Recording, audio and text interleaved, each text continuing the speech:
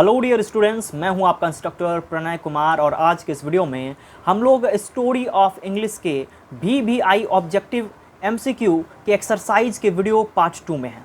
इससे पहले मैंने 1 से लेकर के 20 VBI ऑब्जेक्टिव को डील करवा दिया है, जिसका वीडियो आपको प्लेलिस्ट में मिल जाएगा या फिर वीडियो के डिस्क्रिप्शन में आप लिंक चेक करिएगा तो भी आपको मिल जाएगा।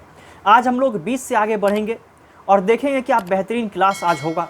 ऐसे अगर आपने तैयारी कर लिया तो आपके मार्क्स इंक्रीज़ होने से कोई नहीं रोक सकते और जो मेरिट होगा, जो आपका नॉलेज बढ़ेगा वो तो होगा ही।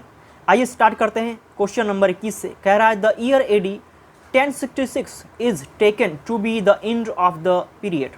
अब ये कह रहा है कि 1066 जो ईस्वी है, ये 1066 AD ये किस कालखंड का अंत है। तो किस कालखंड का अंत था, मैंने आपको इससे पहले बताया था 449 to 1066 ये कहलाता है हमारा ओल्ड इंग्लिश। अब जब ओल्ड का अंत 1066 से हो रहा है तो जाहिर सी बात है कि ये ओल्ड इंग्लिश कहलाएगा, तो राइट आंसर यहाँ पर बी हो जाएगा। देखा आपने कितना आसान था। ऐसे ही सब पर आपको कमांड ले लेना है, हर प्रश्न को देखना है अच्छे से।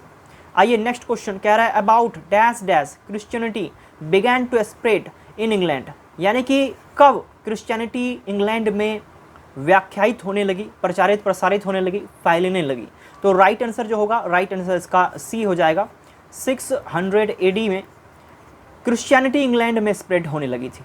नेक्स्ट क्वेश्चन की तरफ आते हैं। फटाफट से हम लोग ऑब्जेक्टिव को डील करेंगे। बेहद ही खास ऑब्जेक्टिव है आज आप लोगों का, ये सीरीज पार्ट 2 में है। देखिए, the first phase of middle English literature covers the period. अब कह रहा है कि मिडिल इंग्लिश पीरियड का जो फर्स्ट फेज है वो किस कालखंड को कवर करता है। तो वो जो आंसर होगा सही वो होगा सी। 1150 से लेकर के 1215 का जो ईस्वी होता है ना, ये जो कालखंड है, इसको हम लोग फेज फर्स्ट कहते हैं, यानी मिडिल इंग्लिश में ये फेज फर्स्ट के नाम से जाना जाता है। जो कि आप स्टोरी ऑफ इंग्लिश के अगर आप बुक में चेक करेंगे तो आपको आराम से ये चीज़ मिल जाएगा कि कहाँ से कब तक को फर्स्ट कहा था और सेकेंड कहा था। शायद अगला जो क्वेश्चन है वो सेकेंड के लिए ही है। देखिए नेक्स्ट क्वेश्चन आ गया हमारा, सेकेंड पूछ रहा है कि the second phase of middle English literature covers the period. अब कह रहा है कि the second phase of middle English literature covers, यानी कि पहले हम लोगों ने देखा कि फर्स्ट जो है कवर कितना से कितना किया। अब कह रहा है कि सेकेंड हमारा जो है वो कितना से कितना ईस्वी को कवर करता है। तो यहाँ पर जो राइट आंसर हो जाएगा वो राइट आंसर डी होगा, क्योंकि वहाँ से 1250 तक था, अब 1250 से लेकर के 1350 तक ये सेकेंड फेज कहलाएगा। ठीक है, तो इसे याद कर लीजिएगा आप लोग और इसका प्रैक्टिस बेजोड़ करिए आप लोग। कई बार वीडियो को घुमा फिरा करके देखिए तो प्रैक्टिस हो जाएगा। क्लास में बैठे हैं, लेट हो रहा है, बस पर हैं, ट्रैवल कर रहे हैं, तो देखते रहिए, एकदम अच्छे से आपका तैयारी हो जाएगा। नेक्स्ट देखिए, चौसर, ग्रोवर, लैंगलैंड, ये सब जो लेखक हैं, दीज आर इंपॉर्टेंट लेखक, यानी कि important writers of the period. अब ये कह रहे हैं कि ये किस पीरियड के लेखक हैं। तो इससे पहले भी मैंने आपको बताया था कि जैसे ही लैंगलैंड का चर्चा हो गया, जॉफरी चौसर का चर्चा हो गया, तो ये सब तो मिडिल इंग्लिश के लेखक हैं, मिडिल इंग्लिश के राइटर हैं। तो यहाँ पर जो राइट आंसर होगा, राइट आंसर बी हो जाएगा। अब आइए नेक्स्ट क्वेश्चन की तरफ। नेक्स्ट देखिए क्या कह रहा है, बहुत ही इंपॉर्टेंट। नेक्स्ट क्वेश्चन कह रहा है modern English begins from. Modern English का शुरुआत कब हुआ। जाहिर सी बात है, जब 1500 में ख़त्म हुआ हमारा मिडिल, तो 1500 से चालू होगा अब मॉडर्न इंग्लिश। तो यहाँ पर जो राइट आंसर होगा, राइट आंसर सी हो जाएगा। इससे पहले का जो वीडियो है वो इस वीडियो के बाद भी आप देख सकते हैं, कोई दिक्कत की बात नहीं। ये तो ऑब्जेक्टिव है, आपको बस ऑब्जेक्टिव क्लियर करना है। The printing technology was introduce in England. England में प्रिंटिंग टेक्नोलॉजी कब आया। तो यहाँ पर जो राइट आंसर होगा, राइट आंसर यहाँ पर बी होगा। 1476 ईस्वी में प्रिंटिंग प्रेस का आविष्कार हुआ था इंग्लैंड में, याद रखिएगा। ये बहुत ही इंपॉर्टेंट है और पूछा हुआ भी क्वेश्चन है। इससे कई बार ऑब्जेक्टिव जो है ना रिपीटेड होते हैं। स्टोरी ऑफ इंग्लिश आपके लिए नंबर उठाने के लिए अच्छा है, क्योंकि क्वेश्चन रिपीट होता है, आपके नॉलेज में इजाफा हो जाता है। तो एक अच्छा सब्जेक्ट आपको दे दिया है क्लास 12th में। कह रहा the name Augustine was given in the early century dash dash. Early dash dash century, यानी किस सेंचुरी में अगस्तीन एज का नाम दिया गया, यानी किस सेंचुरी की शुरुआत हुई और उसको अगस्तीन एज कहा दिया गया।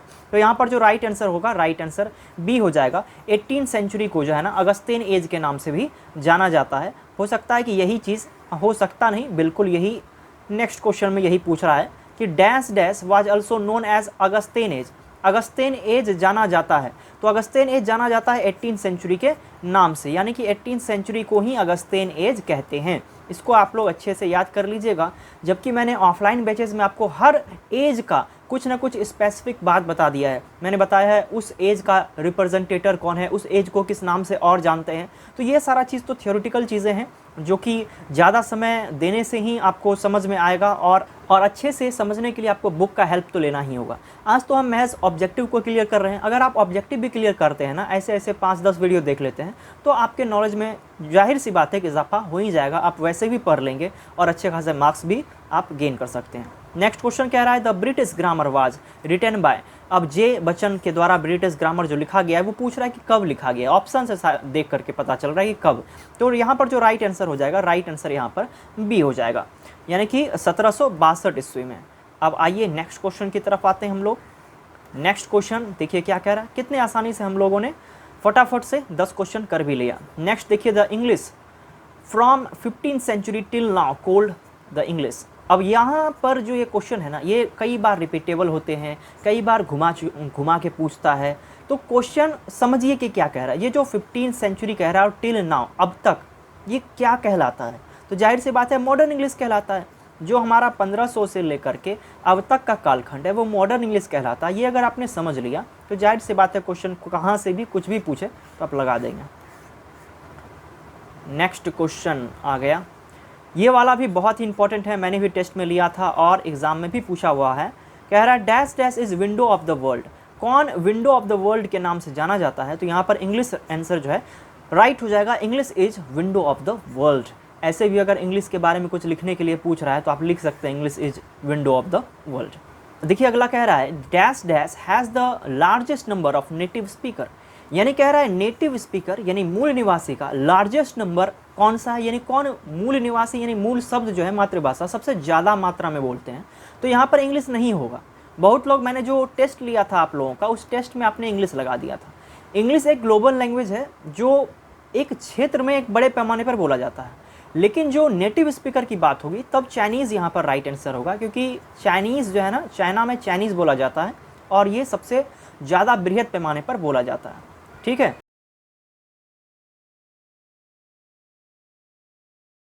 चलिए आइए नेक्स्ट क्वेश्चन। अब इसका भी मैंने एक वीडियो बनाया है जहाँ पर मैंने बताया है कि कौन फर्स्ट लैंग्वेज है, कौन सेकंड है, कौन मदर टंग है, कौन फॉरेन लैंग्वेज के रूप में इंग्लिश को यूज करता है। तो उसको जरूर देखिएगा, वो भी प्लेलिस्ट आपको डिस्क्रिप्शन में मिल जाएगा। कह रहा है in the UK, US, Iceland, Canada, Australia, New Zealand, ये सभी जो हैं, South Africa, English is spoken as. अब ये लोग स्पोकन यानी बोलते हैं इंग्लिश को किस रूप में बोलते हैं? तो जाहिर सी बात, ये जो विकसित देश हैं, बड़े बड़े देश हैं, आपको ऐसे भी याद रखिएगा कि यूके यूएस वाली बात होगी तो वो हमेशा इंग्लिश को मदर टंग के रूप में यूज करेंगे। तो यहाँ पर जो राइट आंसर होगा, राइट आंसर सी हो जाएगा। अब आइए नेक्स्ट क्वेश्चन की तरफ। ये भी बेहद इंपॉर्टेंट है, अब तीनों को याद कर लीजिएगा। ठीक है, कह रहा है इंडिया, सिंगापुर, मलेशिया, ये सारे जो देश हैं ये इंग्लिश को किस रूप में बोलते हैं, यानी कि इंग्लिश इज स्पोकन एज। तो इंडिया जहाँ पर होगा, मलेशिया होगा, सिंगापुर होगा, नामीबिया होगा, तो ये सभी सेकेंड लैंग्वेज के रूप में इंग्लिश को इस्तेमाल करते हैं। तो राइट आंसर यहाँ पर ए हो जाएगा। अब मेरे हिसाब से लगता है अब लास्ट जो है ना फॉरेन पूछा होगा। देखिए नेक्स्ट कह रहा है English is also used as a dash dash by the Anglo Indian community. यानी एंग्लो इंडियन कम्युनिटी के द्वारा इंग्लिश जो है ना यूज किया जाता है किस रूप में?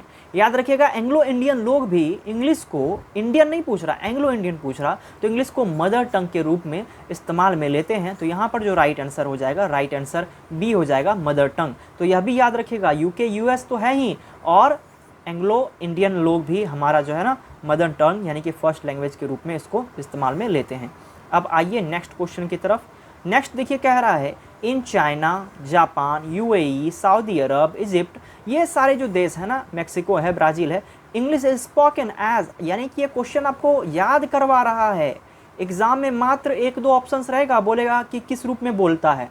तो यहाँ पर जो चाइनीज़ लोग हैं, जो जापानीज़ लोग हैं, इजिप्शियन लोग हैं, वो इंग्लिश को फॉरेन लैंग्वेज के रूप में इस्तेमाल लेते हैं। तो यहाँ पर जो राइट आंसर होगा वो राइट आंसर सी हो जाएगा। अब आ जाते हैं नेक्स्ट क्वेश्चन की तरफ। नेक्स्ट देखते हैं कि क्या कह रहा है। नेक्स्ट क्वेश्चन कह रहा है English developed from the speeches of the. English जो है ना डेवलप हुआ किस स्पीचेस से? तो जाहिर सी बात है एंग्लो सैक्सन के स्पीचेस से डेवलप हुआ। यहाँ पर राइट आंसर बी हो जाएगा। अब आइए नेक्स्ट क्वेश्चन की तरफ। नेक्स्ट क्वेश्चन, आइए हम लोग एकदम अंतिम तक पहुँच चुके हैं।